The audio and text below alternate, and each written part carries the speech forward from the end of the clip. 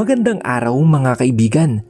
Samahan niyo po akong muli para sa isang kwento ng pag-ibig na tiyak nakapupulutan ng aral at magpapaantig sa inyong mga puso. Pero kung bago ka pa lamang, ay pakilike po ng ating video. Pakiclick ng subscribe button, gayon din ang bell icon para lagi kang updated sa mga susunod ko pang upload.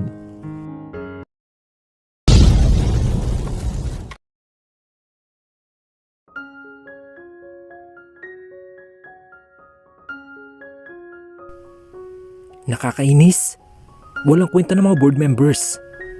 Nalaman lang nilang asawa ni Gabriel ay mga natameme na. Mga duwag.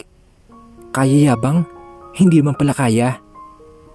Visit ka talaga, Sophia. Sinira mo na lahat ng plano ko. Ikaw talagang panira sa lahat. Akala mo ba ay titigil ako? Hindi. Sisiguraduhin ko na makukuha ko sa iyo lahat. Panalo ka ngayon, Sophia. Pero sa susunod, sisiguraduhin kong mananalo ako. At makukuha ko rin sa iyo ang lahat, lalo na si Gabriel. Unang naging sa akin si Gabriel. Kaya saan pa rin siya babagsak muli? Hindi pa tayo tapos, Mia. Makikita mo kinakalaban mo. Jenny's point of view. 2 araw na ang lumipas at hindi ko alam kung anong pinag-usapan ng dalawa.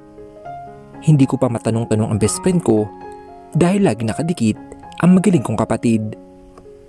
Ayos na ba sila? Nakakainis naman, hindi nagsishare ang dalawang to.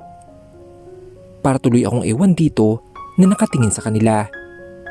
Pero in fairness naman sa kuya ko, sobrang sweet niya. Ang laki na talaga ng pinagbago niya. Habang pinagmamasdan ko sila kuya, ay nabaling ang tingin ko kung saan nakapeso si Nicole. Napangisi ako na makita ko na naman nakabusangot ang mukha nito. Ano ka ngayon, girl? Move on din. Ilang araw ko na nakikitang masama lagi ang tingin nito kay Bess. Gosh, paano ba naman kasi? Sobrang sweet lang ni kuya kay Bess. Kung ituring nito ay parang isang prinsesa. Sinong hindi magsiselos at mahinggit? Paano pa kaya siyang ex? Na may nararamdaman pa yata kay kuya. Sorry siya. Kahit anong gawin niya, ay umiikot na ang mundo ni kuya kay Bess. Lalo na ngayon, na isang buong pamilya na sila. Sila nga ang laging topic ng mga tsismosang empleyado at yung iba ay kung anong sinasabi. Yung iba naman ay kinikilig dahil ngayon lang nila nakita na ganito si kuya. Sila ang hot trending dito sa office. Iba talaga ang gagawa kapag pag-ibig. Ngayon kasi nakita nila na si kuya ay ngumingiti na. Kitang kita sobrang halaga si Sophia sa kanya. Muli kong binalingan tingin sila kuya at sabay tingin ulit kay Nicole. Tingnan mo tong babaeng to. Talagang sinasaktan palalo ang sarili. Oh well, bagay lang sa kanya yan. Umiwas ito ng tingin at sakto naman na dito siya napatingin sa gawi ko. Nginisian ko lang siya dahil natutuwa ako sa reaksyon niya. Sakit ba, dear? Yung taong niloko mo ay may mahal ng iba at mas ibang iba kung paano ka ituring noon. Buti na lang talaga ay natauhan na ang magaling kong kapatid. Inirapan lang ako nito bago ito tumalikod at naupo sa kabilang side table. Natawa na lang ako. Ayan ang tinatawag na karma. Bumabalik na sa'yo lahat ng ginawa mo kay kuya. Binalik ko na lang ang tingin ko kina kuya. Sana magtuloy-tuloy ng ganito. Mamaya nga ay sisimplan ko yung best friend ko at kailangan namin mag-usap about sa kaganapan nila kuya. Nagkausap lang sila kaya dead mo muna ako. At ang magaling kong kapatid ay pinagdamutan na ako. Best friend ko kaya ang asawa niya. Natapos din ang gawain ko. Buti na lang, tapos na nung isang araw ang rehearsal nila Bess. Kaya ngayon ay puro shoot na lang ginagawa nila. Hinanap ko kung nasaan sila kuya at nilibot ko ang tingin dahil ang dami namang tao dito. Nandoon ito sa tabi ni Clark. Naglakad ako patungo sa kanila. Kukunin ko muna ang best friend ko. Malapit na ako sa kanila nang umalis si kuya sa pwesto niya. Sinundan ko ito ng tingin at may kausap pala sa cellphone. Pagkakataon nito at mabilis ako naglakad habang pasulyap-sulyap kay kuya na busy pa rin sa kausap niya sa phone. Nang makarating ako sa gilid ni Bes ay hinawakan ko ang braso niya at hinila pa palayo doon. Nakita ko pa ang pagkagulat ni Clark at ayong napamang na lang. Jenny, bakit mo ako hinihila? May tinitingnan pa ako sa camera ni Clark. Shut up, Bes. Kailangan natin mag-usap. Ilang araw na kitang hindi makausap dahil dyan kay kuya. Pati yung plano natin mag-sleep over ako sa kondo mo, hindi ko magawa-gawa. Ang epal talaga ni kuya. Inis kong sabi kay Mia. Hindi nito umimik at hinayaan na lang ako na hilahin siya. Alam niya na may kasalanan din siya sa akin. Nakakaloka. Nagkaayos na ata sila ni kuya kaya ako itong niiwan sa ere. Tumigil kami sa mabong upuan kung saan lagi ako nakatambay. Hinarap ko ang best friend ko na ngayon ay nakatingin lang sa akin. Huy! Galit ka ba? Hindi ako mimik. Sorry na. Babawi na lang ako sa'yo. Lumingon ako sa kanya na nakatas ang kilay. Ganyan-ganyan din sinabi mo sa akin noong nakaraan. Babawi-bawi pero hindi naman natutuloy. Ano ba kasing meron sa inyo ni kuya? Okay na ba kayong dalawa? Nagkabalikan na ba kayo? Pag-usisa ko sa kanya. Hindi pa kami nagkakabalikan, Jenny. Mabilis niyang sagot. Mas lalo tuloy ako na napatas ang kilay. Kung hindi pa kayo nagkabalikan, ano? Anong tawag niyo sa ginagawa niyo? I mean, ni kuya. Bakit kung makadikit sa'yo, akala mo tuko? At kung makangiti, akala mo kayong dalawa lang ang tao dito sa room? Ano ba kasi pinag-usapan niyo ng isang araw? Nag-usap lang kayo tapos ganyan na? Kaloka ha? Jenny, nagkaliwanagan lang kami. Binigyan ko ng second chance si Gabriel. Sinabi ko sa kanya, nahayaan ko siya makabawi at ipakita sa akin na totoo lahat ang sinabi niya. Pero Bes, hindi ko naman nakalain na ganito. Ayaw nang umalis sa tabi ko ni Gabriel. Sabi ko nga sa kanya, ay may gagawin pa siya sa office niya. Kaso ang sagot niya sa akin, kaya na doon ang sekretary niya. Hindi ako makapaniwala na ganoon ang sinagot ni kuya. Sa tagal niyang tatrabaho, ay never niyang inasa sa sekretary niya ang lahat. Ano bang trip ni kuya? Binigyan mo lang ng chance? Nagkaganyan na? Hindi naman masama yun. Naiintindihan ko naman. Sobrang sayang niya. Dahil sa wakas, ay binigyan mo siya ng chance. Kahit ako masaya, dahil sa naging desisyon mo. Ang problema lang yung kuya ko, hindi marunong ilugar at hinahaya na at ang trabaho niya sa sekretary niya.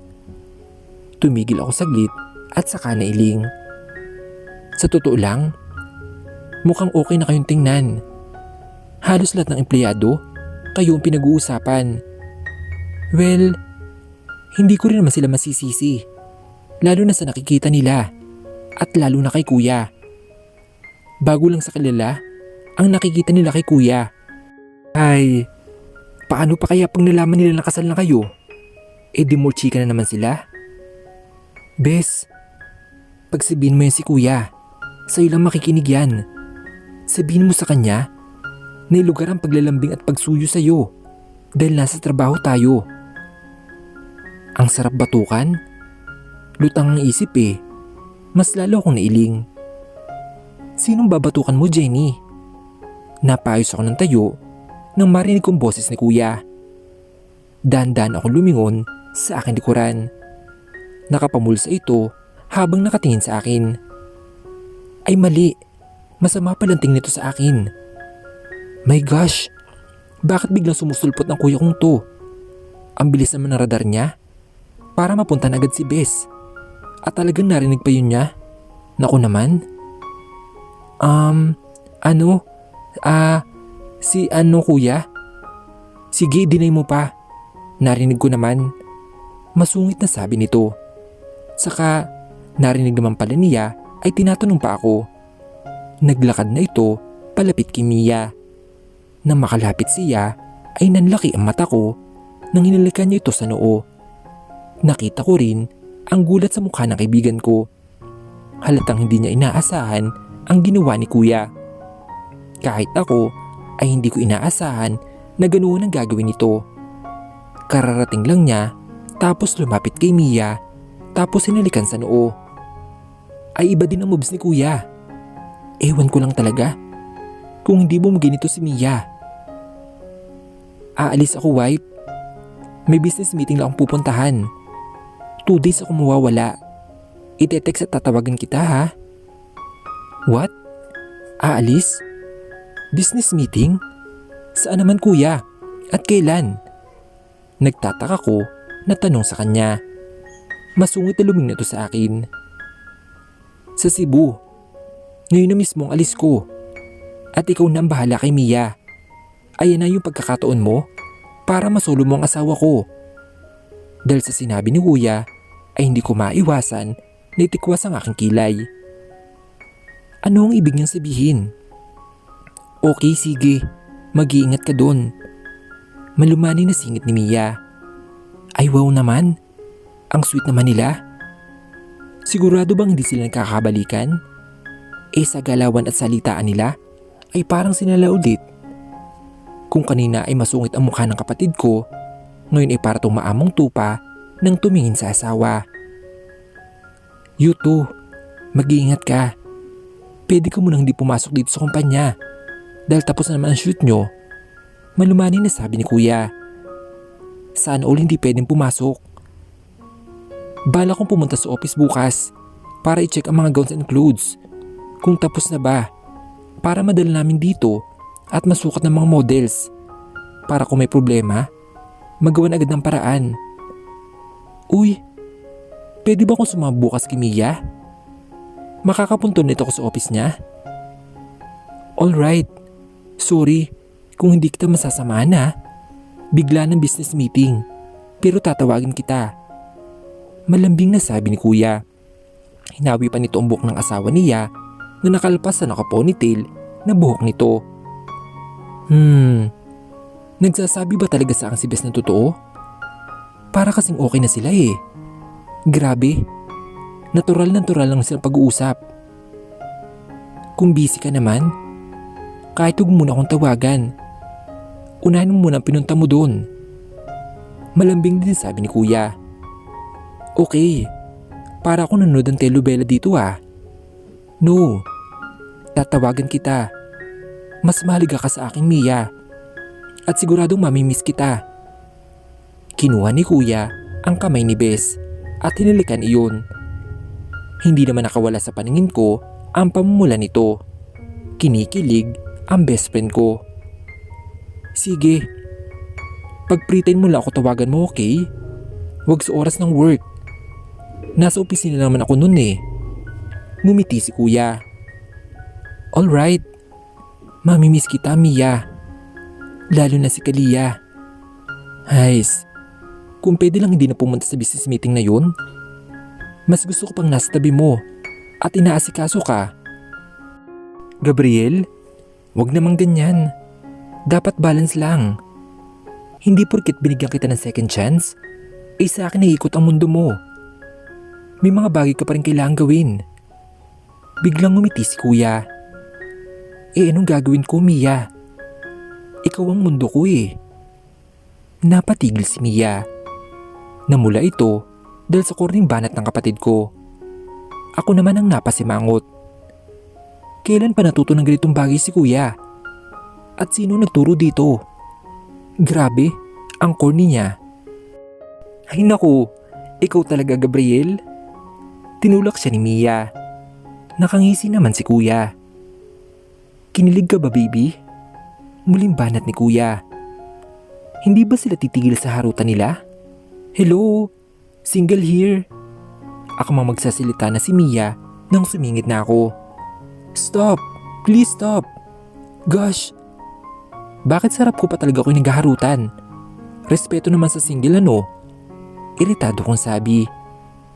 Single yung nasa harap nila, tapos kumakapagharutan, akala mo walang tao sa paligid? Mas lalo akong nairita nang pareha silang matawa. Bakit ba kasi hindi ka rin mag-asawa, Jenny? Tumatanda ka na. Nakangising sabi na magaling kong kapatid. Abay mayabang?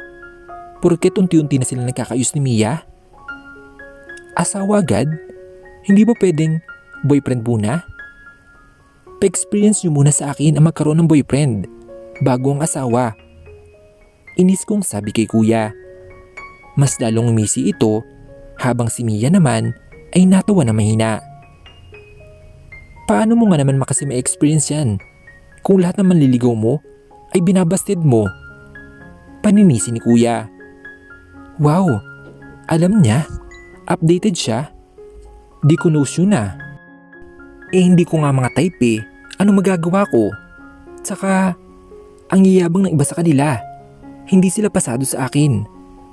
Totoo naman eh, hindi ko sila feel. Minsan mayabang pa. Nakala mo, siya ang pinakamayaman sa buong mundo. Anin ko naman ang yaman nila. Baka may hinihintay lang si Jenny. Hinihintay siyang ligawan siya. Napatigil ako dahil sa sinabi ni Mia. Tinitigin ko siya nang hindi makapaniwala. Taas baba ang kilay nito habang may ngiti sa labi. What the heck? Pinagkakaisan ba ko ng mag-asawang to? Tsaka, sino namang hinihintay kong ligawan ako? Sino kaya? Muling tanong ni kuya. Baka si... Pambibiti ni Mia habang malawak ang ngiti na nakatingin sa akin. Napangiti lang ito bago ginulombo ko. Ambilin ko ha. Si Mia, bantayan mo siya. Hay naku, hindi na bata ang best friend ko. Bakit kailangang bantayan? Bantayan sa mga lalaki dito? Sa bagay, ang daming may crush kay Mia. Ganda ba naman ang... Hindi ko natuloy ang sinasabi ko dahil nakita ko ang pagtalim ng tingin niya sa akin. Pinilit na ngumiti lang ako. Sabi ko nga, babantayan ko ang sister-in-law ko. Lumapit sa akin si Bess. Ikaw talaga, Jenny? Sige na, Gabriel. Umalis ka na. Baka malate ka pa. Tingnan mo. Nagbago na naman ang itsura ng mukha niya, basta talaga si Mia. Napabusangot na lang ako nang biglang humakbang si kuya at hinalikan si Mia sa noo. Nakakailan na siya. Ayan ba talaga hindi pa nagkakabalikan? Kanina pa talaga akong nagtataka. I love you, Mia. Babalik din ako agad ha. Tumango na lang si Mia. Hindi na ito nakapagsalita. I love you daw. Bumaling naman sa akin si kuya at sinaman ako ng tingin. Tingnan mo tong lalaking to. Kanina lang trip ako. Tatawa-tawa pa. Tapos ngayon, ang samang tumingin sa akin. Napaka-moody.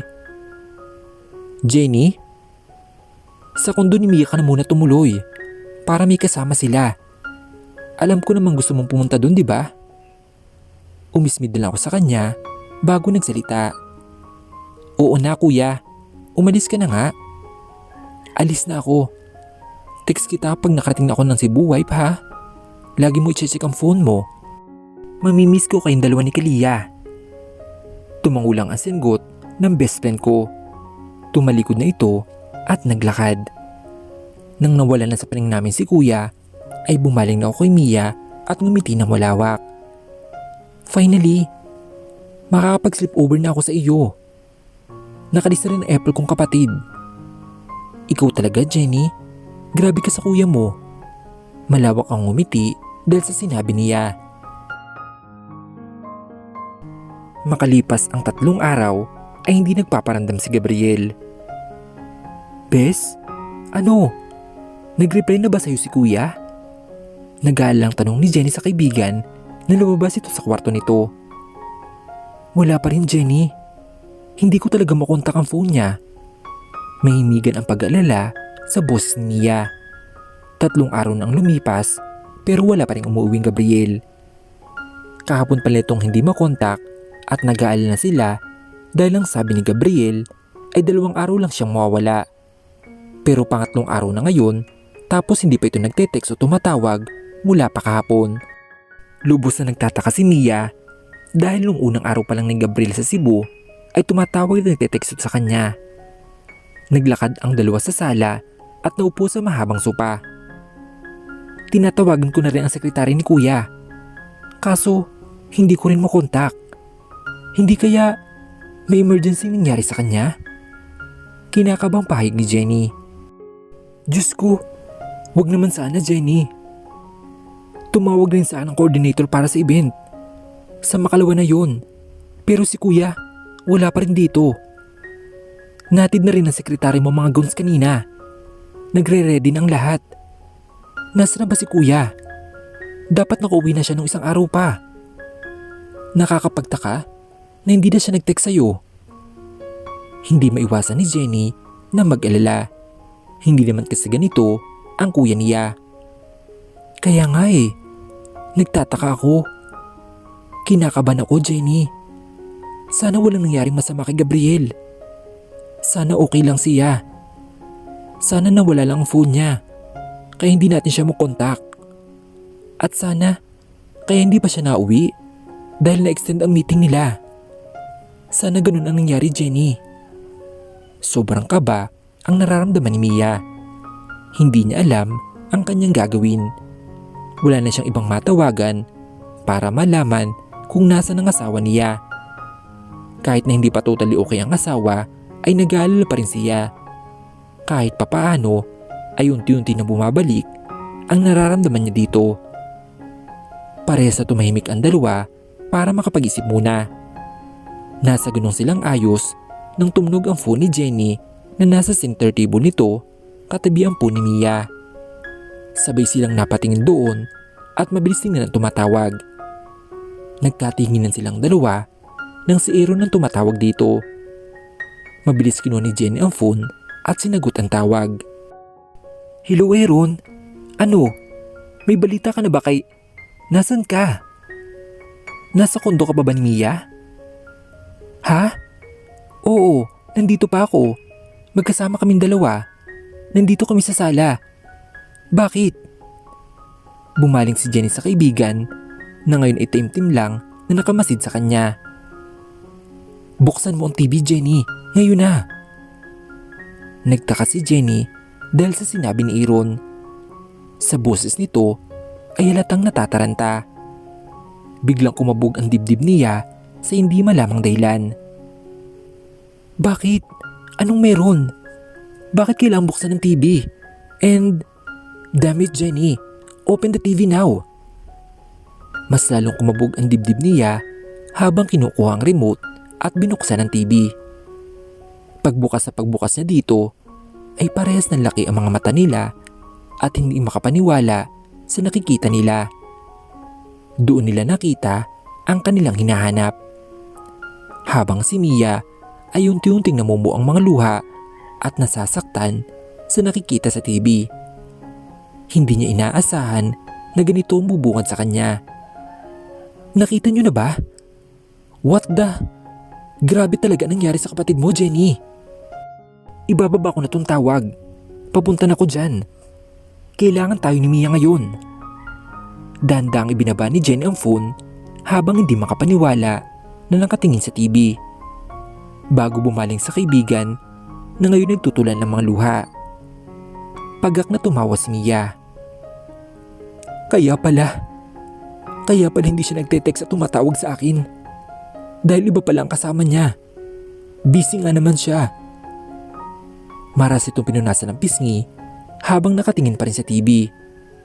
Ang taong hinahanap nila ay nasa TV lang naman at maayos na maayos, walang problema at ini-interview pa. Kung ano-ano ang iniisip nila dahil hindi sa pagtawag nito at hindi nila makontak. Hindi pa sila makatulog ng ayos dahil sa pag-alala at hindi mapakali. Ganito lang pala ang ginagawa ng lalaki. Higit sa lahat, hindi sila makapaniwala sa kasama nitong babae. Nakahawak ito sa braso ng asawa niya at sobrang pagkakangiti. Miss Nicole, totoo ba ang balita? Nakasintahan niyo si Mr. Montemayor? Totoo rin ba na magkasama kayo sa resort ng tito mo? Dahil nagpaplano na kayo magpakasal? Anong masasabi mo na ngayon ay magka-business partner na ang tito mo at si Mr. Montemayor? Hindi namin nakalain na tito mo pala ang sikat na businessman dito sa Cebu. Tanong ng mga reporter. Nasa isang restaurant ang mga ito. Nakatayo sila sa gilid ng lamesa kung saan nagaganap ang isang meeting. Hindi inasa ng mga ito ang pagsulpot ng mga reporter. Siguro ay may nakapagsabi na nandoon si Nicole sa restaurant kaya dinumog sila. May ninatumawang babae bago ito sumagot. Habang ang katabing lalaki ay seryoso lang. Parang walang pakialam sa pinag-uusapan ng mga kaharap. Parang lumilipad ang isip nito. Actually, kaya kami magkasama ngayon ni Gabriel dahil sa business meeting. Ako ang pinapunta ng tito ko dahil hindi siya makakarating. Kailangan itong pumunta sa Singapore para rin sa business meeting. At kaya kami magkasama ni Gabriel sa resort ng tito dahil kami ang gagawing model ng resort. May gagawin din kaming advertisement. Wow! Siguradong dudumugin ang resort ng tito mo. Pero, Miss Nicole, hindi mo sinagot ang tanong namin. Kayo ba ni Mr. Gabriel? Marami nakakita sa inyo na sobrang sweet nyo daw sa isa't isa. Oh, about that? Actually, kami ni Gabriel ay Napakurap-kurap si Mia nang mamatay ang TB. Hindi na kaya ni Jenny ang kanya nakikita kaya pinatay niya ito. Unti-unting pumatak ang mga luha ni Mia sa kanyang mga mata. Hindi siya makapaniwala sa kanyang mga nalaman. Damn! Anong ibig sabihin nito? Bakit nandun si Nicole sa Cebu? Paano pumayag si Kuya at... Napatigil sa pagsasalita si Jenny dahil biglang sumingit si Mia na nakatulala pa rin sa TV. Hindi pa obvious, Jenny? Sa pangalawang pagkakataon, nilokot pinagmukhang tanga naman ako ng kapatid mo. At ako naman tong si tanga. Nagpadala sa maganda niyang salita. Naniwala ako na mahal niya ako. Pero mali. Si Nicole pa rin pala. Mia?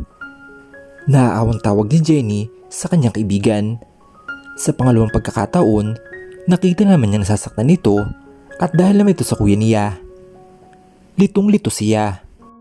Ang dami niyang tanong sa kanyang isipan. Nilapitan ni Jenny ang kaibigan at saka niyakap. Hindi niya alam kung ano sasabihin dahil pati siya ay bigla sa nakita. Jenny? Bakit ganito? Bakit lagi nila ako nasasaktan? Kung kailan unti-unti ko pinapapasok sa buhay ko si Gabriel, ganito naman ang gagawin niya. Unti-unti ko na siyang minamahal ulit eh.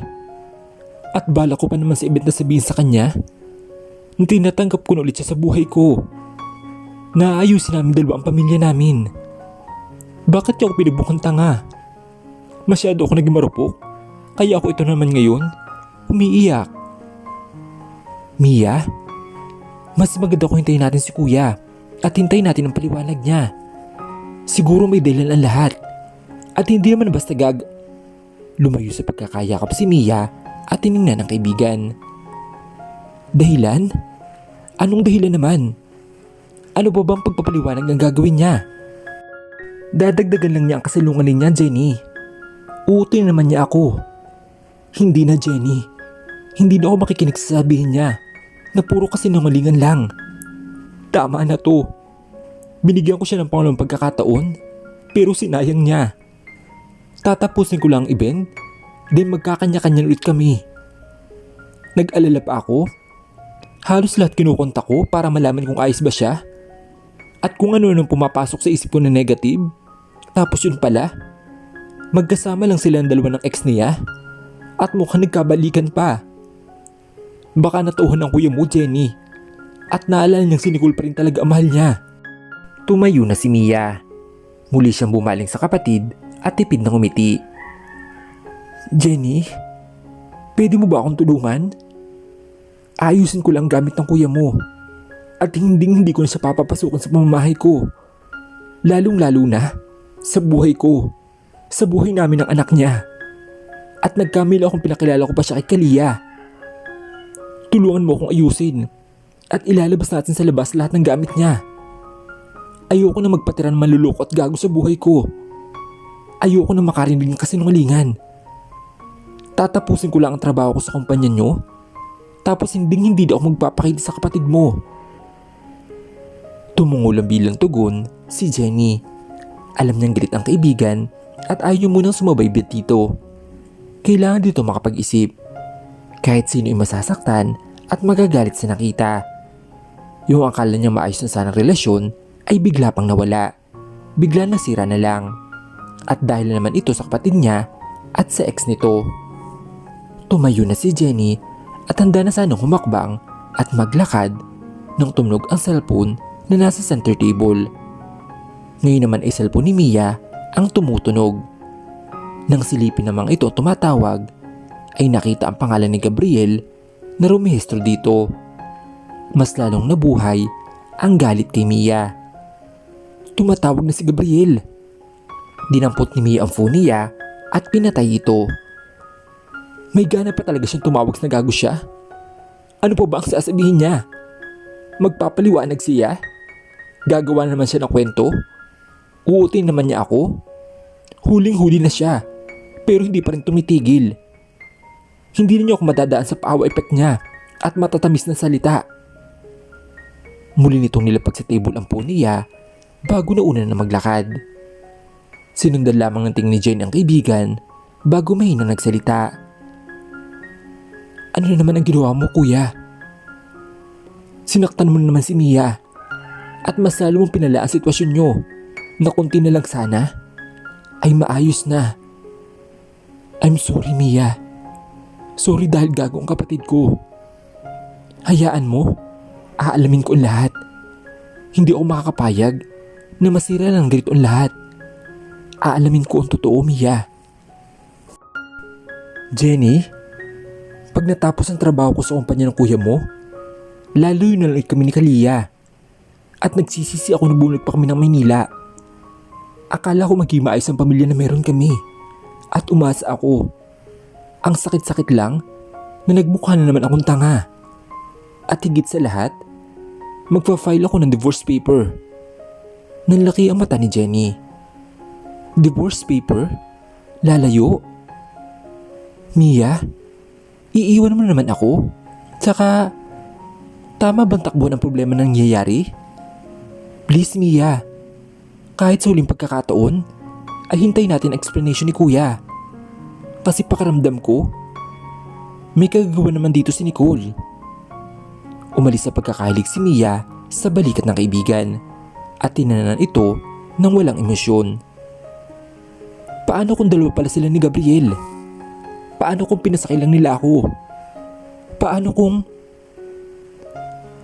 Mia kung na-set up lang din si kuya? Alam naman natin ang gagawin lahat ni Nicole para bumalik sa kanya si kuya. Ramdam ko, Mia, ang pagmamahal sa'yo ng kapatid ko. Lahat-lahat na pinapakita niya sa'yo, hindi yun pagpapanggap. Nararamdaman at nakita mo rin yun, di ba? May mali dito, Mia, at yun ang kailangan nating malaman. Natahimik si Mia dahil sa sinabi ng kaibigan. Napaisip ito. Paano nga kung ganun ang nangyari? Muling napatingin si Mia sa kaibigan nang hawakan ito ang kamay niya. Mia, baka isipin mo na kinakampihan ko si kuya. Pero hindi. Gusto ko lang malaman ang side niya. Dahil sa ilang taon na nakasama ko si kuya, alam ko ang hirap niya para lang mahanap ka. At nakikita ko ang pagmamahal niya sa'yo. Baka kasi magkamali na naman tayo at masayang naman lilipas na araw o taon. Pakinggan muna natin ang side ni kuya. Sasamahan kita, Mia. Nasa tabi mo lang ako pag nag-usap kayong dalawa. Pagsusumamo ni Jenny sa kanyang kaibigan. Ayaw niyang maulit pa ang nakaraan. Nasa ganun silang ayos nang biglang bumukas sa pinto. Sabay silang napalingon doon. Bumungod sila si Aaron na humahangos. Mia? Mabilis itong lumapit sa kaibigan na nag-aalala. Ayos ka lang ba? Tangulang ang sinagot ni Mia. Dem, kasalanan ko to eh. Sana nanahimik na lang ako. Kung hindi nila ako nang alam, kung hindi ko lang sinabi ang totoo sa kanila, hindi mo mararasan ulit ito, Mia. Gusto mo bang umalis na lang ulit tayo? Lumayo na lang ulit tayo ni Kalia? Magpapabook ako ngayon mismo. Aw! Aray! Jenny, aray! Bakit ba?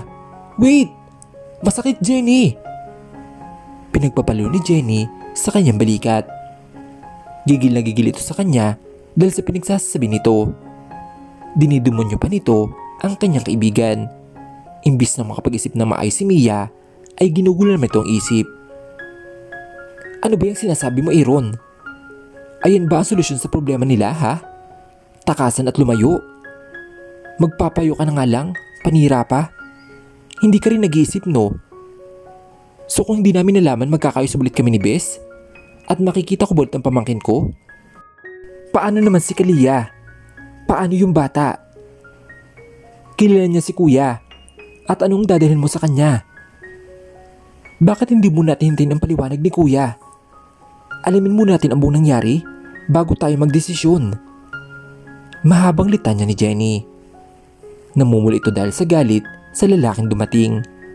Imbis na makatulong ay mas pinalala pa nito ang sitwasyon. Bakit pa kailangan hintayin ang paliwanag ni Gabriel? Kung kitang-kita natin ang ginagawa niya. Kasama niyang ex niya. Ang tao sobrang minahal niya noon.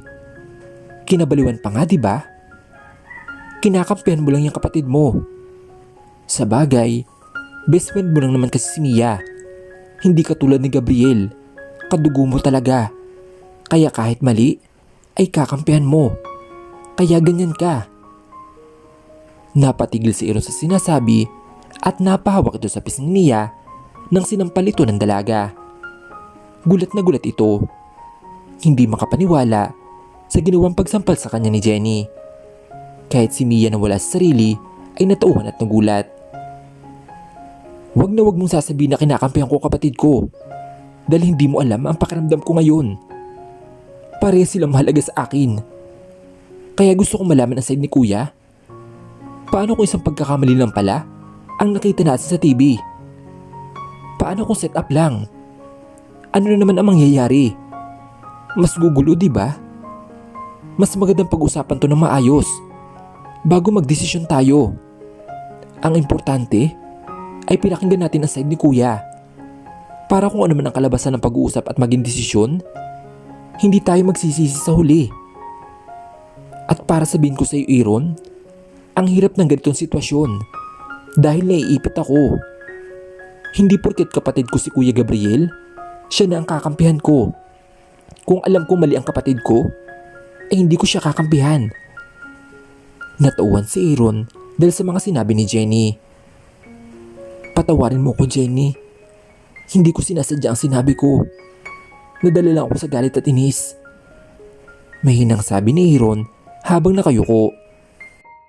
Ilang minuto silang natahimik nang biglang may nag-doorbell. Nagkatinginan silang tatlo. Palipat-lipat ang tingin sa bawat isa. Tumayo si Jenny. Ako na ang titingin ko sino ang tao sa labas. Kabadong sabi nito. Pero kahit sabihin niya na ganoon, alam niya na kung sino iyon. Bigla kasi siyang kinabahan. Kahit si Mia ay biglang kumabog na malakas ang kanyang dibdib. Tumalikod na si Jenny at naglakad patungo sa pinto. Habang naglalakad ito, ay sunod-sunod naman ang pag-doorbell ng tao sa labas. Hindi na nag-abala pang tingnan si Jenny kung sino ang nasa labas dahil binuksan niya agad ang pinto. At hindi nga siya nagkamali. Bumungad sa kanyang kapatid na ngayon ay hingal na hingal. Gulong-gulo ang buhok nito at halatang nagmadali sa pagpunta sa kondo ni Mia. Jenny? Nasaan si Mia? Kailangan namin mag-usap dalawa. Hindi na umimik pa si Jenny at mas nilaki ng bukas sa pinto at gumili din siya para makita nito kung nasaan ang kaibigan. Agad naman nagtagpo ang tingin ng mag-asawa. Nakatayo na ngayon si Mia habang nakatingin sa kanila. Mabilis na pumasok si Gabriel sa loob para kausapin ang asawa. Sobrang kaba at takot nararamdaman ngayon ng lalaki. Dahil baka masayang ang lahat ng pinaghirapan niya para lang makalapit sa asawa. Natatakot siya sa magiging reaksyon nito. Baka masayang ang chance na binigay sa kanya. Sinarado naman agad ni Jenny ang pinto at mabilis na sumunod sa kapatid. Nang makalapit si Gabriel kung nasan si Mia, ay akma niya itong yayakapin nang napatigil siya dahil humakbang palayo ang asawa niya habang umiiling. "Wife?" Masakit makita na ganoon ang reaksyon nito. "Please Gabriel, huwag kang lumapit sa akin. Wife, please." Pagsusumamo ni Gabriel, muli lang umiling si Mia. Nagbabadya na ang mga luha nito at nahihirapan rin siya magsalita dahil sa kung ano bumabara sa kanyang lalamunan. Nasasaktan ito ngayon habang kaharap si Gabriel. "Ang gusto kong gawin mo, Gabriel, ay magpaliwanag ka na. Habang kaya ko bang tumayo sa harap mo at pakinggan ka?" Naalarma naman ito dahil sa sinabi ng asawa. Mabilis siyang umayos ng tayo at nagsalita. "Wife, I'm sorry. Patawarin mo ako. Dahil hindi..." "Sorry? Sorry? Para saan? Dahil sa hindi mo agad pagtupad na sinabi mong uwi ka agad? Sorry dahil hindi mo ako sinat o tinext man lang? Sorry dahil magkasama kayo ng ex mo? Sorry dahil kayo nauli? Alin doon, Gabriel? O baka naman, para sa lahat ng sinabi ko, yung sorry mo?" Hindi mapigilan ni Mia na magsalita at sumingit agad sa sinasabi ng lalaki. Sobrang sama talaga ng loob nito. "No, wife. Mali ang iniisip mo. Hayaan mo ako mag-explain. Pero gusto ko muna humingi ng sorry dahil hindi nga ako nakauwi agad at hindi kita na-text. Nawala ang phone ko noong mismong araw na pauwi na ako. At sakto namang hindi ako agad pinauwi ni Mr. Fernandez dahil may hiniling ito sa akin. Yun nga, yung advertisement na gusto niya sa resort niya. Ako at ang pamangkin niya ang nag-advertise doon. Hindi ako makatanggi, Mia, dahil malaking utang loob ko kay Mr. Fernandez. Kaso, hindi ko alam na si Nicole pala ang pamangkin niyang sinasabi. Nagulat ako doon, wife. Hindi ko in-expect yun. Gusto ko na sanang bawiin kaso nakauo na ako. Baka anong isipin ni Mr. Fernandez. Kaya hinayaan ko na lang." Tumigil saglit si Gabriel sa pagsalita at bumuntong hininga bago muli nagsalita.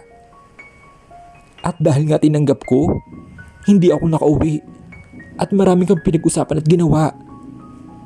Sumabay pa ang biglang paglipad ni Mr. Fernandez papuntang Singapore at nagbili ito kay Nicole na may isa pang araw siyang business meeting na pupuntahan. Kaso nga dahil alis ito, si Nicole lang pinapunta niya at sinabing sumama ako dahil may mas alam ako sa ganun larangan. At yung balita sa TV, alam kong napanood niyo yun. Hindi ko rin yun inaasahan. Bigla lang nagsulputan mga reporter. Siguro dahil kilalang model si Nicole. Pero Mia, maniwala ka sa akin. Wala akong ginawang kalukuhan. Gustong gusto ko na talaga umuwi kaso naipit ako doon. Hindi rin ako nakapunta ng mall para makabili ng phone dahil puro reporter nasa gilid. Kaso ang sekretary ko hindi na nakaalis. Wala akong nagawa para makontak ka, Mia. Kaya minadali ko na lahat para makuwi ako ngayon at makapagpaliwanag sa iyo." Nakatitig lang sa isa't isa ang dalawa. Walang makitang emosyon sa mukha ni Mia. Sobra naman ang kaba na nararamdaman ni Gabriel. Natatakot siya na baka muling mawala sa kanya ang kanyang asawa. Baka ipagtabuhin naman siya nito at higit sa lahat, baka lumayo ito at iwan naman siya. Habang si Mia ay tahimik lang, hindi kumibo at basta nakatingin lang ito kay Gabriel. Habang si Aaron at Jenny ay tahimik lang nakikinig. "Pero Gabriel, ano yung napanood namin sa interview? Na kayo na daw ulit? Napakunot no ito dahil sa tanong ng asawa. Ano? Wala namang sinabi na gano'n. Wait, natapos mo bang interview? Si Mia naman ngayon ang nangunot noo. Hindi, dahil pinatay na namin ang TV. Hindi namin kaya namin nakikita. Napangiti si Gabriel. Hindi nyo pala tinapos, kaya pala. Napakamot na lang ito sa kanyang noo. Anong ibig mong sabihin, kuya? Saka, paano kami tatagal manood kung gulo nakikita namin, di ba? Saka si Nicole, aamin na ata kaya pinatay ko na. Dahil mas lalo masasaktan si Bess kung maririnig pa niya ang magiging sagot ng bruhang yun. Pagsingit naman ni Jenny. Dahil sa pagsingit niya, ay sa kanya tuloy napunta ang atensyon ng lahat. Kaya pala, hindi nyo tinapos ang interview kanina. Kaya lalo ko'y naghinala sa akin. Naiiling-iling na ito. Bakit? Ano ba dapat ang mapanood namin kanina? Muli nitong tanong sa kapatid. Sumingit ako kanina nung nagsasalita si Nicole. Hindi niya nasabi kung ano mang sasabihin niya dahil nagsalita ako. Parehas ng notnoo sila Mia at Jenny. Ano naman sinabi mo, kuya? Tanong ulit ni Jenny. Sinabi ko sa kanilang lahat na may asawa at anak na ako. Nanlaki ang mga mata nila at hindi makapaniwala. What? Sinabi mong may anak at asawa ka na, kuya? Oo. At bakit ko pa itatago? Para alam na din ng lahat na may asawa at anak na ako. Bumaling ulit ang tingin ni Gabriel sa asawa na ngayon ay gulat pa rin ang reaksyon. Kung hindi kayo maniwala sa akin, pwede nyo ulit panoorin ang interview na yun. Dahil sa sinabi ni Gabriel, ay mabilis na kumilos si Aaron para hanapin ang interview kanina. Nakalipas ang ilang minuto, ay hinahanap niya ito at lumapit si Aaron kay Mia. Ganon din si Jenny para panoodin ang interview. Miss Nicole, totoo ba ang balita?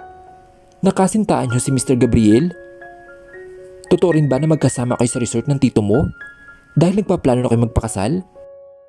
Actually, kaya kami magkasama ngayon ni Gabriel dahil sa business meeting.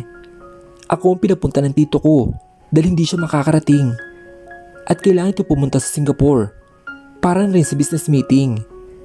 At kaya kami magkasama ni Gabriel sa resort ni tito dahil kami ang gagawing model ng resort. May gagawin kaming advertisement. Wow! Siguradong dudumugin ang resort ng tito mo. Pero Miss Nicole, hindi mo sinagot ang tanong namin. Kayo ba ni Mr. Gabriel? Marami nakakita sa inyo na sobrang sweet nyo daw sa isa't isa. Oh, about that? Actually, kami ni Gabriel ay Hindi natuloy ni Nicole ang sinasabi dahil sumingit si Gabriel. We're just friends. Seryosong sabi nito. Hindi makapaniwalang tumingin naman si Nicole kay Gabriel. Oh really, Mr. Gabriel? Sayang naman kung ganun. Oo nga, Mr. Gabriel. Bagay na bagay naman kayo ni Miss Nicole. Pero ang sabi, wala naman daw kayong girlfriend. Single daw kayo. No, I'm not. Nagsinghapan ang mga tao sa paligid, pati ang mga reporter. Pardon, Mr. Gabriel? Hindi ako single. Dahil may asawa at anak na ako. Seryoso nitong sabi at tinanggal nito ang pagkakahawak ni Nicole sa braso at saka umalis na. Lahat ng doon ay naiwan tulala. Hindi makapaniwala sa sinabi nito. Naiwan naman dun si Nicole na umiiyak. Matapos mapanood ang video ay dahan-dahan silang umayos ng upo. Hindi na rin sila makapaniwala na sinabi ni Gabriel yun sa harap ng maraming tao. So sinabi mo talaga yun, kuya? Inamin mo may asawa at anak ka na sa maraming tao? Mahinang singit ni Mia. Oo, wife. Patawarin mo ako kung sinabi ko yun na walang pahintulot mo. Ang gusto ko lang ay malaman nila na may anak at asawa na ako para tumigil na sila. Patawarin mo ako dahil alam kong hindi pa naman talaga tayo okay. Pero gusto ko Napatigil si Gabriel sa sinasabi nang biglang tumayo ang asawa niya at dinamba siya ng yakap. Hindi niya inaasahan na yayakapin siya nito, pero kalaunan ay unti-unti niya pinulupot ang mga braso sa bewang ni Mia at niyakap ito na mahigpit. "Wife, I love you so much. Gagawin ko ang lahat para hindi ka na ulit mawala sa akin.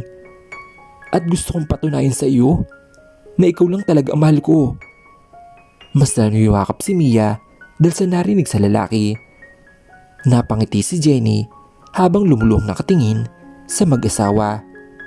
Buti na lang ay nakinig si Mia sa kanya. At buti na lang ay nagkaliwanan lahat. Magkakaayos na rin ang kuya niya at ang best friend niya.